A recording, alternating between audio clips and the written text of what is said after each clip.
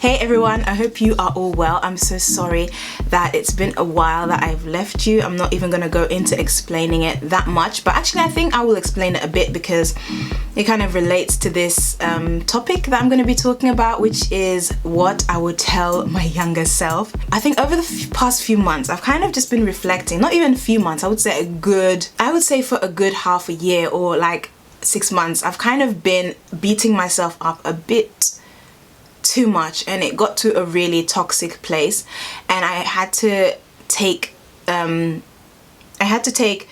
serious action to kind of like actively go against how I was feeling and go against how I was treating myself, and just learn from everything. I'm at the end of that place now, and I can really count my blessings, my lessons, and everything taken from that season, that whole season and everything. Is just like, it's been a lot of healing, a lot of dealing with things, and a lot of uprooting and rejigging, and just everything has just been coming up for me. So yeah, I've had to really face myself, face my demons and just, I don't know, I've just had to really do a lot of work, deeper work in myself, and just stop beating myself up, you know? But anyway, back to the topic of this video. Welcome all the new people who have subscribed to me, and welcome back to all the people who have been subscribed to me for, you know, since day one and since like a long time ago. Welcome. Thank you so much for sticking with me. This is going to be a video about what I would tell my younger self, because during this season of healing and uprooting and learning, I found myself saying, I wish I had this when I was younger. I wish I had this. I wish I had that. These are the things that I would actually tell my younger self, because, you know, at the time when we're growing up, we're going through these things, we don't realize that we need them, how crucial they are. We might have people around us who are like mentors or in an authoritative position, but their message might not like hit home and resonate with us as much as it needs to. Okay, so the first thing I would definitely tell my younger self is to do research on the career paths I am considering. I remember being in secondary school, not really knowing what A-levels to take, and nobody could really give me any advice. If I remember correctly, I had some people saying, do what you love, or go for your passions, or something like that. At some point, somebody even told me I should be a nurse or a tennis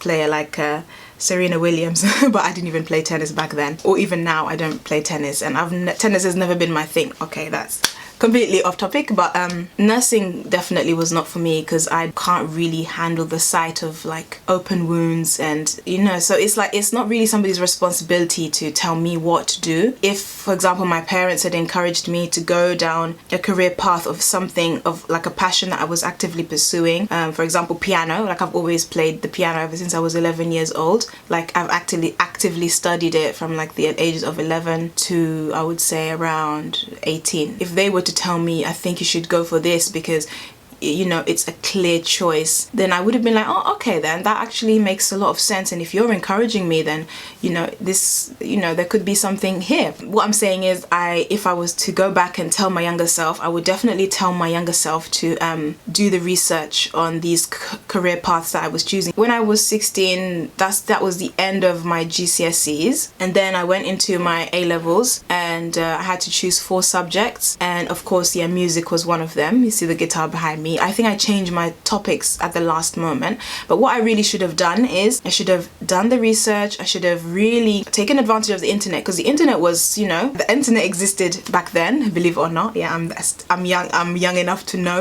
I'm young enough to have grown up with the internet. So yeah, I would definitely tell myself research and actually trust myself to make this decision. There were enough resources to be able to research career directions and where different things would lead you. So I would definitely tell my younger self that, because I feel like it would have provided me with a much clearer and more narrow path. But I am grateful for all the experiences and everything I've gathered along the way, despite not having that clear path. But that is something that I would definitely tell my younger self. It would have definitely opened me up to a world that I was not naturally exposed 2, and maybe even taken me abroad much sooner.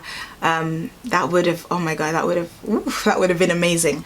Okay, so the second thing I would tell my younger self is a little bit connected to the first thing, and that is to do a university course that I am truly committed to. When I was doing my A-levels, which are the 2 school years that you do after high school or secondary school here in the UK, and before university or college in America, we do our A-levels and we do, you know, choose the 4 subjects. I felt in my heart that I was not ready for university, and that's the reason why I went to art school. I went to Chelsea College of Art, and that was actually it was very good, but I feel like it definitely steered me in a very clear direction, because everybody around me were, you know, aspiring artists and architects, and they were all moving in that direction, and so naturally I moved in that direction with them. When you start making career choices, it does actually start from high school or secondary school. Here in the UK, it starts from the subjects you choose. For example, if you want to be a doctor, for example, you do need to get, you know, high grades in your science subjects. Certain subjects that you choose in secondary school that actually steer you, and that you need to really work on in secondary school, that actually steer you in the right direction when it comes to A-levels, and then in the right direction when it comes to university. And a lot of the time in for your university courses, they do look back at your grades for your GCSEs, and they want you to have you know, good grades in maths and English especially, and science, of course, if you want to go down the science route or the medical route more specifically. I went to university and I chose, I did architecture after the art school, which I did for 1 year, and it was super interesting, it was super fun, it was super, like, I really got an insight as to what it means to be an architect, and I was doing the work. I think my heart was just completely in a different place. I ended up changing my course after 1 year, and I became a designer. I studied product design. Now, this degree that I did at my university, now it wasn't as structured. It wasn't exactly called product design as it is now. It was design with different pathways. So different people on different courses had different pathways into different design avenues. I decided to go down the product design route. I did different projects. I did, I think, product design, furniture design, and also a little bit of interior architecture with that course. In the end, I graduated with product design. So after my class graduated, the degree was restructured and just made into product design, just so it's, you know, very specific. Every single year at university for me was a little bit stressful in a way, because my heart was not truly in it. That's why if I was younger, I would definitely tell myself to go do a subject that my heart is truly in and that I really see a future with. But every year was a bit of a struggle for me, not because the work was extremely hard, but because my heart was not in it, and I know that I could have excelled much more in a different subject. But I still graduated, and I told myself, I was kind of determined not to quit university, because I didn't want it to be a theme in my life. Those are the words that I told myself back then, that actually I want to graduate this degree because I want to get to the finish line. And I was really happy when I graduated. I might insert like some footage of my graduation here. Yes, I've got you going in. Yeah.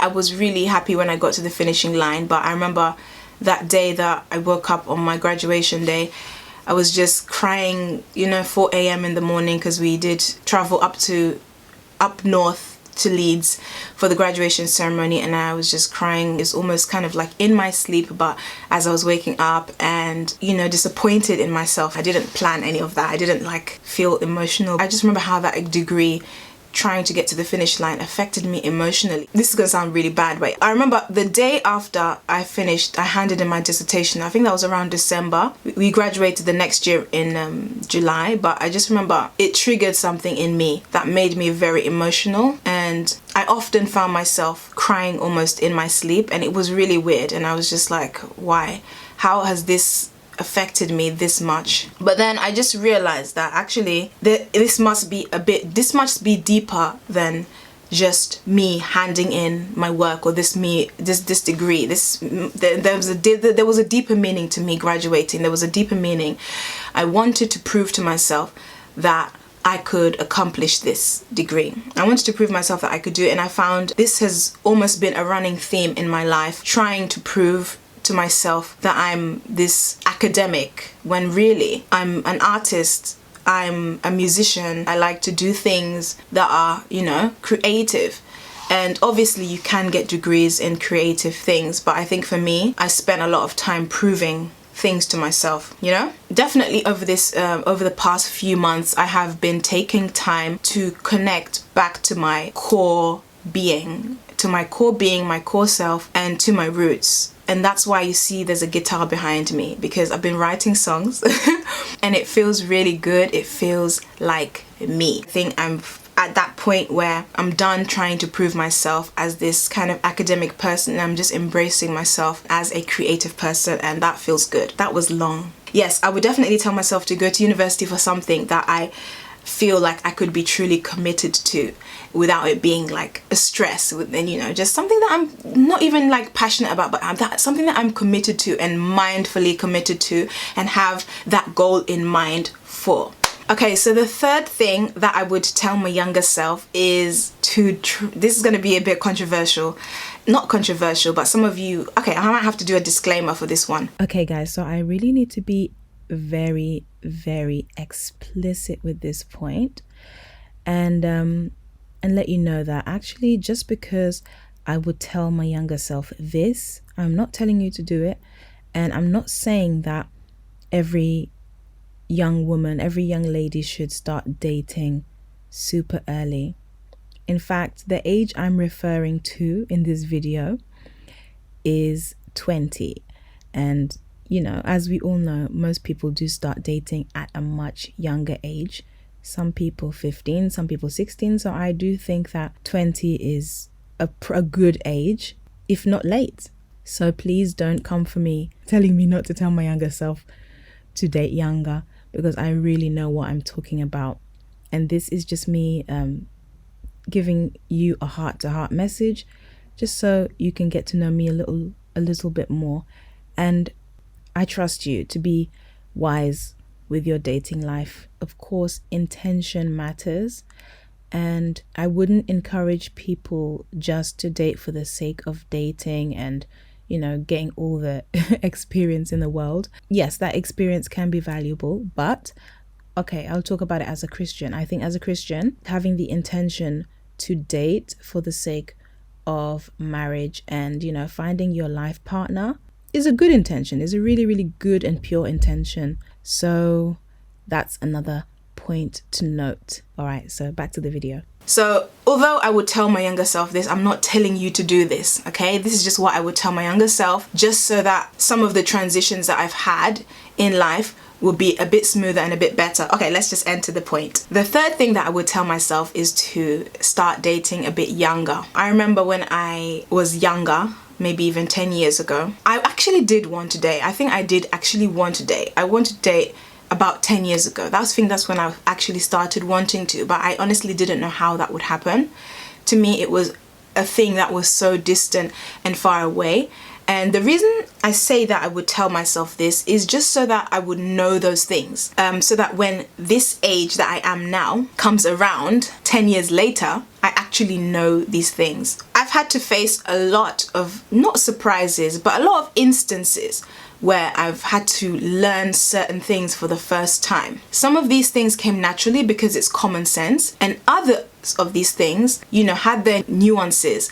And I've actually had to make the deliberate effort to learn these things. I would say that if I had started dating younger, I would definitely have probably experienced some sort of heartbreak or maybe a breakup. And then later on, I would know how to navigate it better in order not to allow it to affect my subsequent choices. Do you know what I mean? This is something that I feel that would have helped me. Now, some of you may say you can actually look at another person's experiences and learn from it. You can actually learn from another person's pain, so you don't have to go through it yourself. But sometimes I just feel like you do have to learn things the hard way in order to really grasp the lesson. And so that's the reason why I would tell myself, when you feel like dating, because I did actually want to date like maybe 10 years ago. I did actually want to, but certain things stopped me. For example, back then it was a little bit taboo, it was a little bit different and alternative to go online dating, because I feel like that was a very clear choice for me back then, because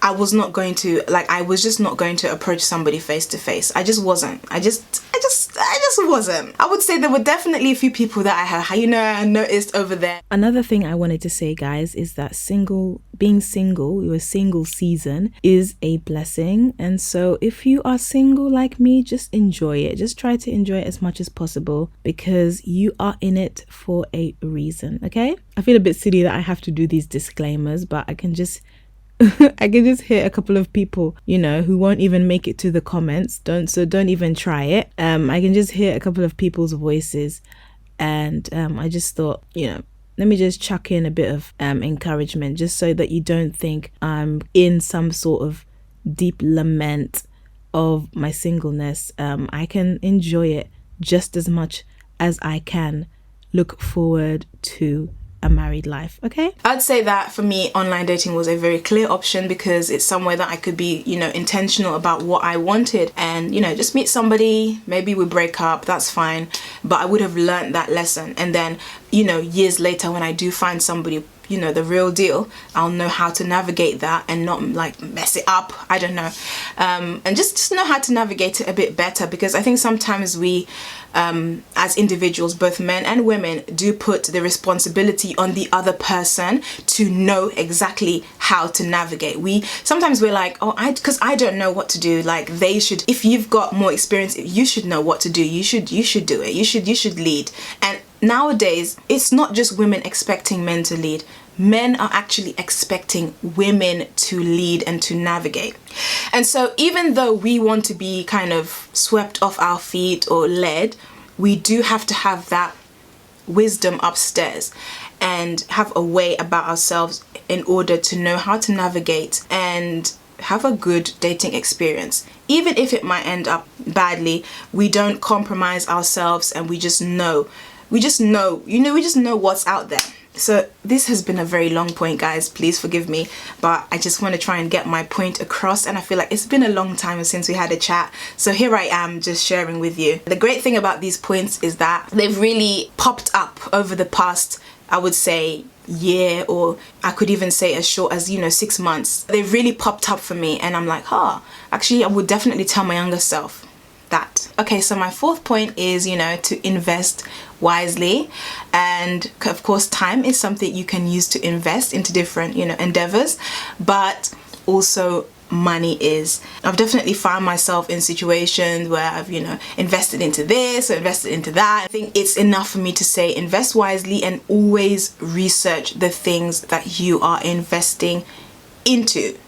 People talking to you can sound very convincing, but at the end of the day, it's your hard-earned money or your hard-earned property and time that's going into it. So you want to be sure of what you are investing into. The fifth thing I would tell my younger self is, you are beautiful, even though you might not be able to see it. I remember, ever since I was young, like maybe ever since I started secondary school, and you guys I might have shared a little bit of this story in my dark skin story, but it's like people definitely did around me, like at school, some of them kind of perceived me as ugly because I was dark skinned, and I feel that kind of followed me, and it never crossed my mind that I might not be ugly, so I would definitely say I would tell myself I'm beautiful and know that I'm beautiful, despite me being in an environment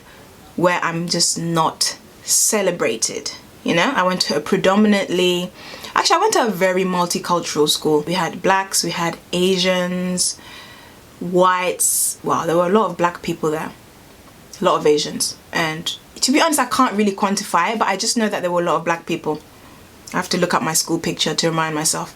But yeah, there were a lot of black people, a lot of Asian people, a lot of white people, but I wasn't necessarily celebrated or looked at in an, you know, it girl kind of way. Not that I'm saying I want to be or that I should have been, but it's just like I was not the one to look at for beauty. It was mostly like the light skins or maybe the mixed race, or not even white people, to be honest with you. It was mostly like light skin and mixed race and some couple of Asians here and there. That's what people celebrated, you know, and not even the dark skinned Asians, the light skinned, the fairer skinned ones. Even when it came to like boys, because I went to a girls' school, even when it came to boys, every girl wanted a black guy who was mixed or who's like light skinned. Even the white girls, even the Asian girls looked, that was like a standard back when I was at school. I remember the white girls around me, they were all like dating black guys. I would just tell myself just not to like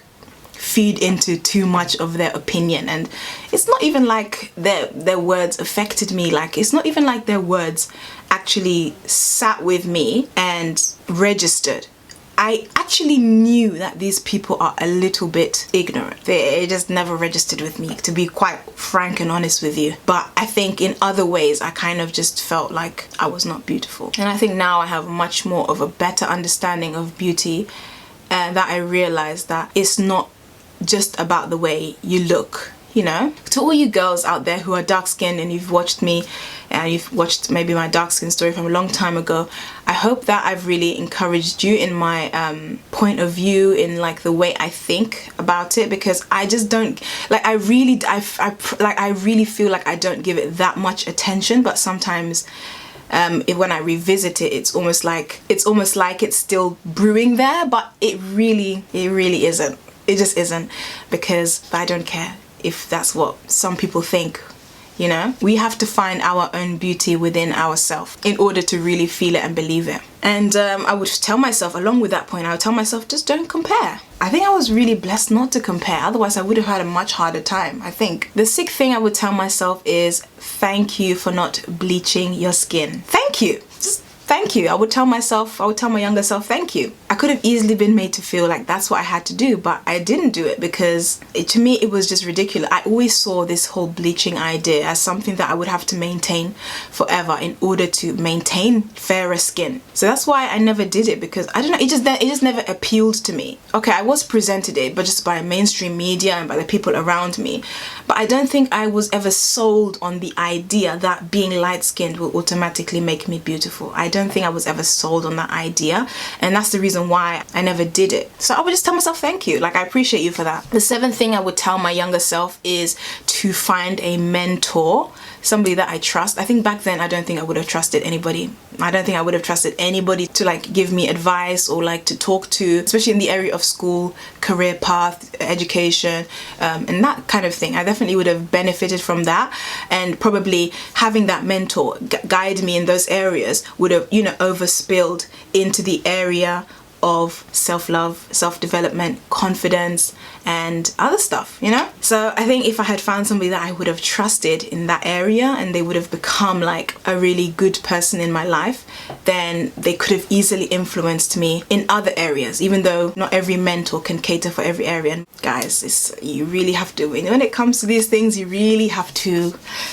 find somebody you trust, somebody like who's not going to take advantage, somebody who's not going to manipulate you, preferably somebody who's also the same gender as you, just so they can see your perspective. Guys, I'm telling you, having the wrong mentor can mess you up. And I really cannot go into this kind of story at the moment. I really cannot go into these stories because there are people who are mentors of other people. These mentors will be giving advice to a certain person, telling them to do something that they have not done. That person is looking up to them because probably they're in a high position, maybe they're a pastor, maybe they have this, you know, the titles, all the titles in the world, and they're giving you destructive advice. Meanwhile, they're living life, they're doing all the things that they've told you not to do. You really have to find a good mentor that has your best interests at heart and stands by their words and doesn't give you blind advice, you know, because I've seen it. I've seen people being given a bad advice and they take the advice, they really hold it close to their heart, but it can be very destructive. So definitely I'll tell myself, find a mentor, but find someone good. And guys, God can also be your mentor. You can actually seek guidance from God. The 8th thing I would tell my younger self is that you are stronger than you think. You have more authority than you think. You have more control than you think. When it comes to making decisions, when it comes to taking steps, and everything that you felt like somebody else had power with, you can take that control, and you have that, you can take your strength within you and you can run with it. I feel like I've seen this in my youngest sister. She definitely took a lot of control of her life in, you know, pivotal moments and, you know, places in her life where she really needed to make these, you know, crucial decisions. And I would definitely tell my younger self, you have the control, you can make the decisions, you can do the research, and you can, you know, step into your power. When we're young, really young, we do trust our parents, we do trust our teachers, we do trust the people around us who are in influential positions. But at some point you have to trust yourself. At some point you have to say, I have it within me, I'm stepping into my power. And you can do that. Obviously, if you're still under somebody else's authority, still super young, it might be a bit more difficult. But sometimes when you've crossed over into adulthood, like for example either 16 or 18 depending on where you live, you are able to make certain decisions for yourself. As you progress into the adult years, you really have to own your power, own your authority, own your strength. Not that I'm saying people do generally rely, but we kind of follow a herd. We kind of, when we're in school, we're kind of navigated into this, we're kind of shepherded into next stages of life. So I would definitely tell myself that it's okay to think for myself.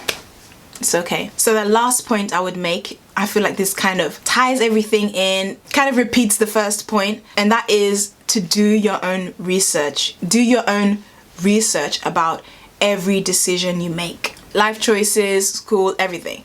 Just to kind of know that what you're doing is, you know, informed, that you're making an informed decision. And that's about it. Thank you so much for watching, guys. I really hope you've enjoyed this video. And it hasn't been too much, you know, it hasn't been too long for you. I probably will not do part 1 and part 2. Probably just put it up as one video, but try and, like, you know, cut it where it needs to be cut. Yeah, and I'll see you in my next one. Bye.